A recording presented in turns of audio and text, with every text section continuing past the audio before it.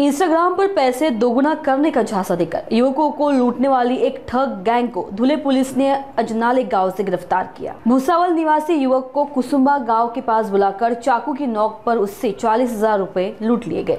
बदले में उसे दिए गए सिर्फ मनोरंजन बैंक के नकली नोट। अपराध दर्ज होते ही पुलिस निरीक्षक धनंजय पाटिल की टीम ने तेज कार्रवाई करते हुए 2 आरोपियों को पकड़ लिया। पुलिस ने नागरिकों से अपील की है कि सोशल मीडिया पर ऐसे झांसे में न आए और अनजान लोगों से पैसे का लेन देन न करे। नमस्कार, मी पी.आय. धनंजय पाटील, धुळे तालुका पोलीस स्टेशन। आपल्याला माहिती देऊ इच्छितो की नुकताच धुळे तालुका पोलीस स्टेशन येथे गुन्हा दाखल झालेला आहे। याच्यामध्ये फिर्यादी हे सौरभ कोटेचा म्हणून आहेत। त्यांनी एक इंस्टाग्रामवर रील बघितली आणि त्या रीलमध्ये एक व्यक्ती 500 रुपयाचे बंडल पसरून ठेवत आहे आणि त्याला फिर्यादीने लाईक केलं। फिर्यादीने लाईक केल्यानंतर याने त्यांच्याशी संपर्क केला।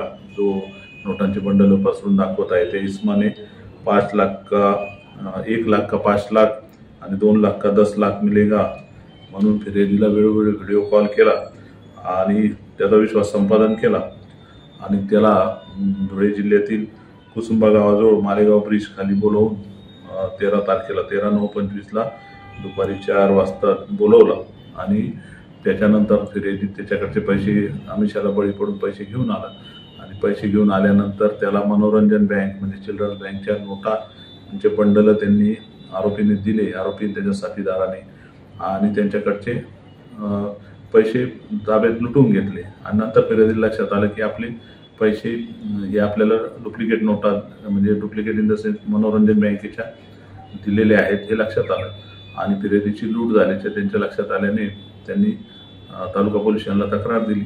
त्या तक्रारीवरून इथे गुन्हा दाखल करण्यात आलेला आहे। त्याच्यामध्ये 2 आरोपी ताबडतोब हालचाल करून पोलिसांनी धुळे तालुका पोलीस स्टेशनने अटक केली।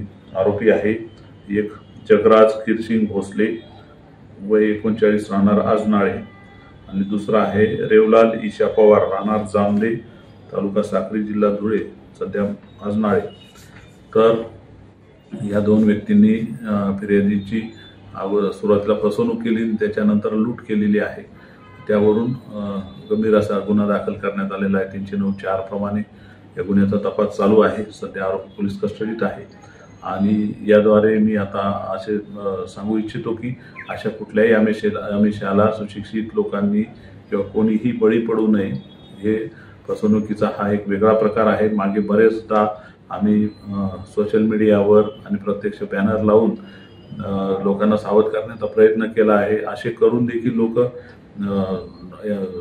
दुप्पट पैसे होतील किंवा आपल्याला जास्त पैसे मिळतील या आमिषाला बळी पडत आहे आणि त्यांची लूट होत आहे। हे चुकीचं आहे। अशा कोणत्याही आमिषाला बळी पडू नका। याच्यामध्ये गंभीर स्वरूपाचे गुन्हे दाखल होत आहेत आणि आपली फसवणूक लोकांनी टाळावी याद्वारे मी हे आवाहन केलं आहे।